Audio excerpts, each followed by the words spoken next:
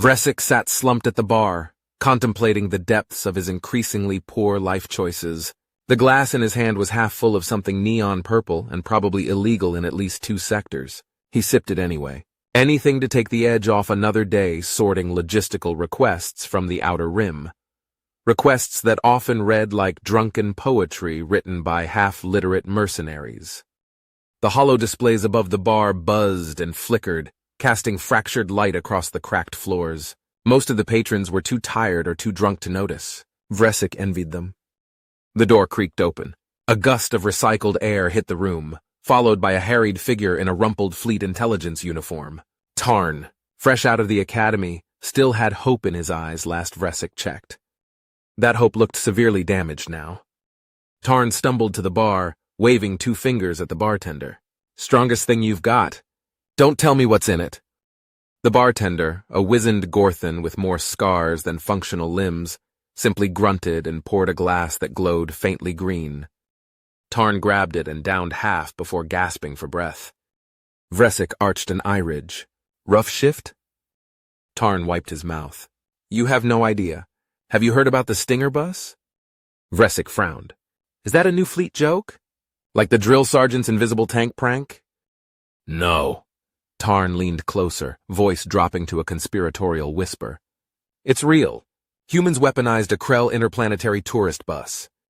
Vresik stared at him for a long moment, then took another sip of his drink. "Sure. And last week the Jarthi monks converted a monastery into a missile cruiser." "I'm serious." Tarn dug into his jacket and pulled out a battered datapad. "They took a Krell culture and cruise excursion transport. You know, those pastel-colored sightseeing buses with the big open-view domes and meditation pods. The ones that broadcast whale song and tell you to breathe deeply?" Vresik asked. Tarn nodded rapidly. "Those.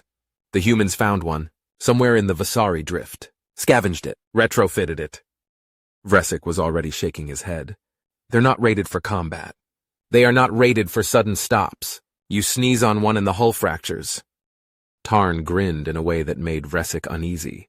"They bolted a mining mass driver to it, stripped down the fusion regulators, overclocked the gravitic dampeners, slapped on some scavenged armor plates, and left the original tourist AI running."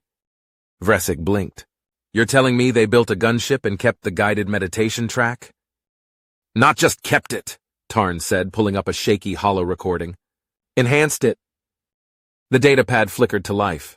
Grainy footage showed a pastel blue bus slowly drifting toward a cluster of pirate ships. Light orchestral music played over the comms, accompanied by a soothing Krell voice. "Welcome, travelers. Please take a moment to center yourselves and prepare for an unforgettable journey." Vresik opened his mouth to comment, then froze. One of the pirate ships hailed the bus. The translation came through choppy but clear. Confusion. Warning. A demand for identification. The bus, still coasting serenely, made no reply. Then, without fanfare, a section of the hull slid open. A mass driver the size of a small freighter unfolded and locked onto the nearest pirate cruiser. The soft strains of spa music continued as a projectile, almost too fast for the eye to track, shot out. The first pirate cruiser exploded in a brilliant cascade of debris and vaporized plating. The Krell AI chimed pleasantly. "We hope you enjoyed that experience. Please remain calm as we continue our tour." Another blast. Another ship gutted. A third pirate vessel tried to pivot, venting atmosphere in a desperate bid to maneuver, but the bus turned lazily and obliterated it with one more strike. Vresik lowered the datapad carefully back onto the bar. He stared into his drink like it might offer answers. "So," he said at last, voice utterly flat. "A sightseeing shuttle is now a weapons platform. This is our reality." Tarn grinned weakly and raised his glass. "Welcome to the future." They both drank heavily. After a while, Tarn spoke again, voice low. "You know the best part? The humans actually filed a retrofit notice during the mission." Vresik snorted. "They requested permission mid-firefight?" No, Tarn shook his head. "They filed it before, but it was buried in 100 pages of what Fleet Admin is now calling contextual human slang. No one understood what Operation Cosmic Road Trip actually meant until after." Vresik rubbed his eyes. "Let me guess. By the time the reports cleared translation, the mission was over. Pirate battle group destroyed. 0 casualties. Successful data retrieval. Tarn tapped the datapad. And the bus still has a working smoothie dispenser. According to the after-action report, anyway. Vresic sat back, exhausted not from disbelief, but from a bone-deep sense of inevitability. He gazed out across the bar at the broken neon signs, the battered chairs, the flickering lights. I am beginning to think the humans are the most dangerous thing in this galaxy, he said slowly, and they are laughing about it. Tarn just nodded, polishing off his drink. Somewhere deep in the stars, Vresic thought, another tourist bus was probably being turned into an orbital bombardment platform. And someone somewhere had probably already given it a 5-star review. The drinks kept coming. Vresic and Tarn had long since abandoned any hope of maintaining professional decorum. The bar's lighting seemed a little dimmer now, or maybe their vision was just starting to go soft at the edges. The dull hum of the station's failing life support was a steady background buzz, punctuated only by the occasional static crackle from the broken holo displays. Vresic swirled the last of his drink around in the bottom of his glass, staring into the murky, faintly glowing liquid like it held answers. Across from him, Tarn was hunched over the bar, chewing on the end of a stir stick, and looking like a man grappling with existential truths far beyond his clearance level.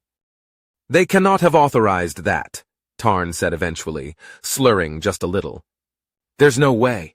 No sane command structure would greenlight strapping a mining mass driver onto a spa shuttle and sending it into a live combat zone. Vresic grunted. It could have been agreement, or just a noise of general disgust. I mean, Tarn continued, waving his stir stick for emphasis, even for humans, that's insane, right? They have regulations, manuals, procedures, same as the rest of us. Vresic stared at him over the rim of his glass. You have met a human before, right? Tarn deflated slightly. Yeah, once. They were welding a coffee maker to a drone during a refit inspection. Said it was a morale upgrade. Vresic snorted into his drink. Exactly. Tarn sighed and leaned his head on the bar. Maybe it was rogue. Maybe some crew got bored and nobody noticed until it was too late.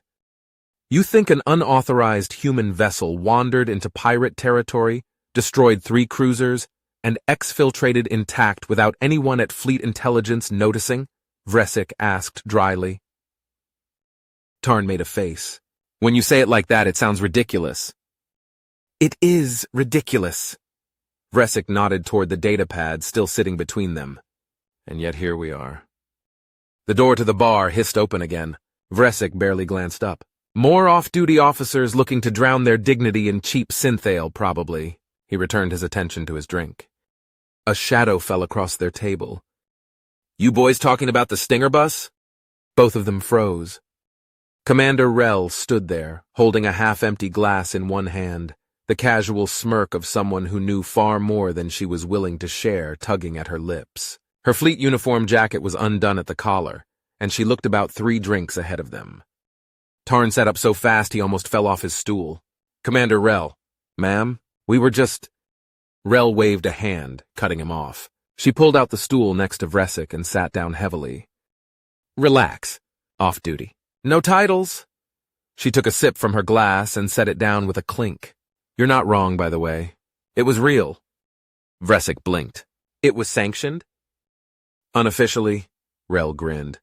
Fleet Command prefers plausible deniability. If it works, we claim it. If it fails, we shrug and say humans will be humans. Tarn's mouth opened and closed like a fish struggling for oxygen. Krell leaned back in her chair, looking up at the stained ceiling like she was reminiscing about a particularly absurd camping trip. Look, High Command figured it out a while ago, she said.